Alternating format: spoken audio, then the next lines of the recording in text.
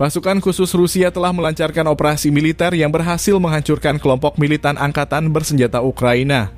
Operasi ini dilakukan oleh detasemen pasukan khusus penjaga terpisah Hunter dari tentara pengawal ke-51 Angkatan Bersenjata Rusia. Menurut laporan, pasukan Rusia menggunakan pesawat tak berawak untuk mendeteksi pergerakan militan Ukraina, kemudian melakukan serangan yang akurat dan efektif untuk menghancurkan mereka.